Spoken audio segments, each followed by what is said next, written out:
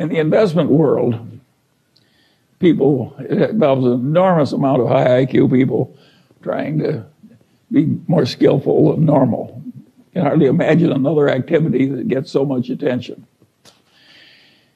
And weird things have happened. And years ago, one of our local investment counseling shops, a very big one, they were looking for a way to get an advantage over other investment counseling shops.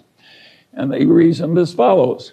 We've got all these brilliant young people from Wharton and Harvard and so forth, and they work so hard trying to understand business and market trends and everything else. And if we just ask each one of our most brilliant men for their single best idea, then created a formula with this collection of best ideas, we would outperform averages by a big amount.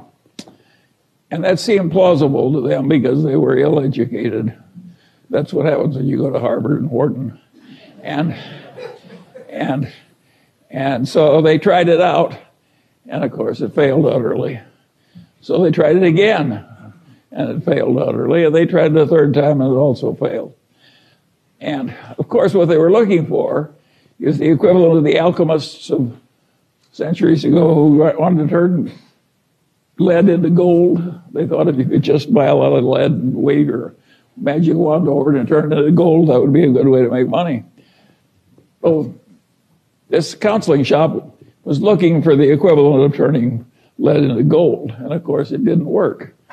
I could have told them, but they didn't ask me. Now, the interesting thing about this situation is that this is a very intelligent group of people that's come from all over the world. You've even got a lot of bright people from China where people tend to average out a little smarter. And the issue is very simple. It's a simple question. Why did that plausible idea fail? Just think about it for a minute. You've all been to fancy educational institutions. I'll bet you there's hardly one in the audience who knows why that thing failed. That's a pretty ridiculous demonstration I'm making. How can you not know that? But that's one you should be able to answer. It shows how hard it is to be rational on something very simple. How hard it is, how many kind of crazy ideas people have and they don't work. You don't even know why they don't work, even though it's perfectly obvious if you've been properly educated. Now, at a place like Berkshire Hathaway or even the Daily Journal, we've done better than average. And now there's a question, why has that happened? And the answer is pretty simple. We tried to do less. We never had the illusion we could just hire a bunch of bright young people and they would know more than anybody about canned soup and aerospace and utilities and so on and so on and so on. We never had that dream. We never thought we could get really useful information on all subjects, like Jen Kramer tends to have.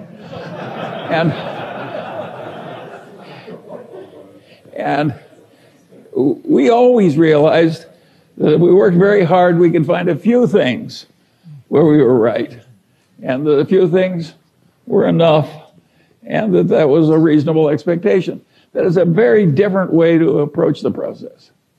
And if you had asked Warren Buffett the same thing that this investment counseling did, give me your best idea this year, and you just followed Warren's best idea, you would find it worked beautifully. But he would, trying to know the whole, he would give you one or two stocks. He had more limited ambitions.